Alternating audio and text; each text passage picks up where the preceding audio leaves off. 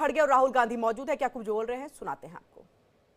उसमें हम बहुत सी चीजें आपको उसकी इंफॉर्मेशन दी थी। आज और एक मुद्दा हमारे पास हमारे सामने आया है, जो आज की सरकार खासकर जो प्रधानमंत्री जी और हमारे होम मिनिस्टर बयान जो दे रहे हैं डॉक्टर बाबा साहब अम्बेडकर के बारे में, वो बहुत ही दुखदायक है और बगैर फैक्ट्स देखे बिना वो प्रेस कॉन्फ्रेंस करके भी कल बोले हैं। पहले जांच तो करे अगर फैक्ट्स क्या है, उसके बाद आप नेहरू जी को गालियां दो, अंबेडकर को अपमानित करो। ये सब जो कर रहे हैं या जानबूझ के कर रहे हैं या आपके पास कोई चीज, कोई सबूत नहीं है, वो बात कर रहे हैं। मैं आपको कहना चाहता हूं, आज तक उन्होंने बाबा साहब के बारे में, जवाहरलाल नेहरू जी के बारे में जो कहे हैं सब झूठ है। और मैं अगर पार्लियामेंट में मुझे अवकाश मिलता, समय मिलता, तो मैं आज बताने वाला था बाबा साहब अम्बेडकर का लेटर जो लिखा हुआ था। हमारे चितड़े एक उनके दोस्त थे जो पीपल्स एजुकेशन सोसाइटी और सिद्धार्थ एजुकेशन सोसाइटी उसके रजिस्ट्रार थे। तो अलीपुर रोड पे ही बाबा साहब रहते थे। वहां से उन्होंने एक खत अपने दोस्त को लिखा और उसमें स्पष्ट बताया कि इलेक्शन 52 का कैसा हुआ, क्या हुआ, वो तो उसमें है, मैं बाद में बताऊंगा, आज उस पर जाने का नहीं है। लेकिन आज जो घटना घटी, हम रोज पहले से ही सदन में गड़बड़ नहीं होना, सदन में जो मुद्दे रखे जाते उसका चिंतन होना, इसीलिए हम कोई हाउस, बोथ द हाउसेस में कोई डिस्टर्ब करने का कोशिश नहीं किए।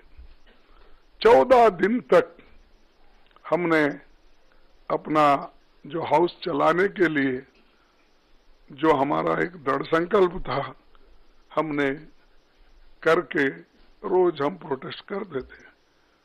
और रोज हमारे पास मेन मुद्दा था कि जो अदानी इस देश को लूट रहा है और उसको लूटने जो दे रहे हैं लोग, उनके ऊपर हमारा हमला था। लेकिन बीच में जब संविधान की चर्चा आई, उस वक्त शाह जी को कहां से समझ में आया, किसने ध्यान दिया या मुझे वो मालूम नहीं, और उन्होंने भगवान की व्याख्या भी अलग कर दी। अंबेडकर के बारे में या कोई लीडर के बारे में कोई बोलता है, अगर कोई पूजनीय है तो उनके बारे में अगर कहते हैं, तो उन्होंने डॉक्टर बाबा साहब अम्बेडकर का मजाक उड़ाया। क्या कह के कि भाई अम्बेडकर अम्बेडकर अम्बेडकर अम्बेडकर बोल के कितने बार बोलते हो। अगर इतना ही आप भगवान का नाम लेते तो आप 7 जन्म तक स्वर्ग में रहते। ये मानसिकता अगर किसी पॉलिटिकल पार्टी की है, किसी लीडर की है, ये सोच, ये निंदनीय है। आई कंडम इट।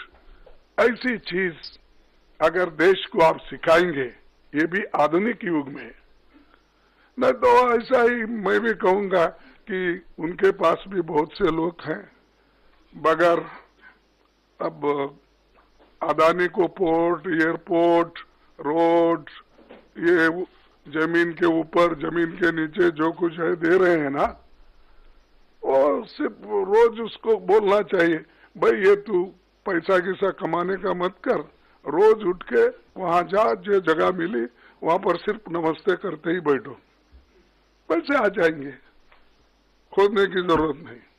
लेकिन ये बोलने के बाद उन्होंने गलती हुई ये मानने को तैयार नहीं थे।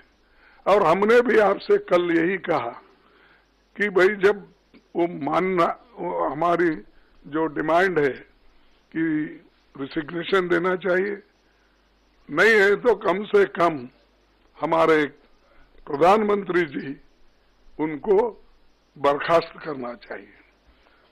लेकिन हमको मालूम हुआ वो बर्खास्त करने वाले नहीं है, इन्हों छोड़ने वाले नहीं। तो इसीलिए हमने ये मुद्दा जनता तक पहुंचाने के लिए सभी हमारे पार्टी के नेता राहुल गांधी जी, प्रियंका जी, पार्टी के सभी एमपीज और राज्यसभा के मेंबर सभी मिलके इस मुद्दे को हमने उठाया। हमने कहा जो शाह ने कहा ये गलत है, वो माफी मांगना चाहिए। आज सारे हिंदुस्तान में इसके बारे में प्रोटेस्ट हो रहे हैं, कई लोग, कई बच्चे मर रहे हैं, और ये इनका मंशा है कि इशू को डाइवर्ट करने के लिए वो दूसरे मुद्दे उठा रहे। आज हमारा प्रोटेस्ट था, हम बाबा साहब अंबेडकर के स्टैचू से, उनके मूर्ति से निकले और हम एक शांत तरीके से लाइन में हम आ रहे थे, लेकिन उनको क्या सूझा मुझे मालूम नहीं।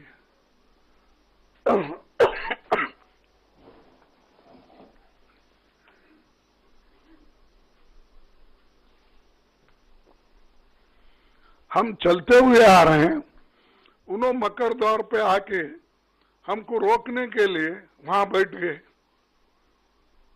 और हम पार्लियामेंट को टाइम भी खत्म हुआ था और 5 मिनट बाकी थी, इसलिए हम अंदर जाना चाहते थे, लेकिन उन्होंने दरवाजे पे रोका और ऐसा कि उन्होंने अपना मसल पावर दिखाने के लिए इतने सारे वहां पर उनके पुरुष एमपीज थे, पूछो मत।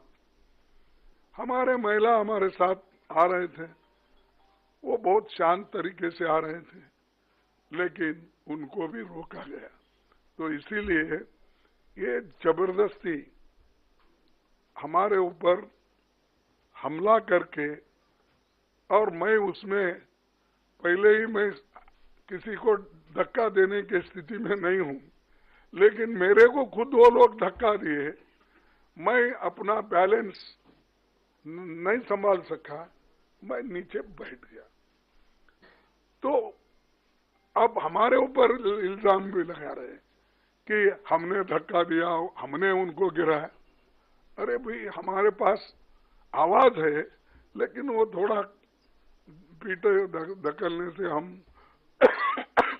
ये नहीं हो सकते। इसीलिए हम कोशिश भी किए फिर उठ के उनको बोलने का, और प्रियंका गांधी जी ने जो लीड लिया इसमें, खास करके आज के मूवमेंट में, तो चलते आए वहां से, और ये लोग बैठे बैठे जगह हमारा मजाक उड़ा रहे, चिढ़ा रहे, और सिर्फ लेडीज मेंबर थे हमारे पास, उनके पास तो लेडीज मेंबर कोई नहीं थे, 2-3 कुछ दूर थे, लेकिन वो पुरुष ही सब कर रहे थे।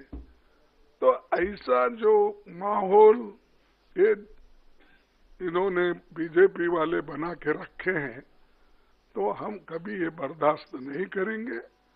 इसके खिलाफ पूरा देशव्यापी ये एक चळवळी हो जाएगा, ये जो मूवमेंट हो जाएगा। अब आपको भी देखने में आया होगा कि हर जगह मूवमेंट चल रहा है इनकी गलती की वजह से। जो शांति के साथ सदन चल रहा था, उसको उस सदन को भंग, यानी शांति को भंग करने का काम इन्होंने सरकार ने, बीजेपी की सरकार ने की। इसीलिए हम आज आपसे तो कल बहुत पूछे वो बोले कि हमारे को पब्लिसिटी दो, हमारी रॉन्ग हो गई है। देखिए आप गए थे ना, तो हम तो ऐसा नहीं बोलेंगे, जो अच्छा है, जो न्यायपूर्ण है, उसको पब्लिसिटी दो। मैं कभी अभी वही बोल रहा उन्होंने कहा ट्रीटमेंट उसको जरा अच्छा दिखाइए सब जगह। 3 बार बोले, आखिरी, बीच में बोले, फिर लास्ट बट 1 में बोले, फिर लास्ट में भी बोले। राज्यसभा टीवी पे था। हाँ नहीं, प्रेस कॉन्फ्रेंस है नहीं, बट ओरिजिनल क्लिप तो राज्यसभा टीवी पे था। नहीं टीसी में बोला। No, I know, but the original clip was a Rajya Sabha clip. So there is no question about the original clip. तो मैं हम यहाँ पर किया, तो उसके बाद उन्होंने 1 घंटे के बाद उन्होंने किया, तो करने दो। लेकिन सच बात तो उन्होंने बताना चाहिए, हम नहीं। और या तो ज्यादा से ज्यादा तो पब्लिसिटी उनकी ही होती है, उनका पूरा स्पीच कवर होता है। इवन हम पॉइंट ऑफ ऑर्डर उठाए तो उसको उतना महत्व नहीं मिलता। फिर एक बार मैं वो कंट्रोवर्सी में जाना नहीं चाहता। तो इसीलिए हम जो कर रहे हैं, जनता के समस्याओं को लेके लड़ रहे हैं।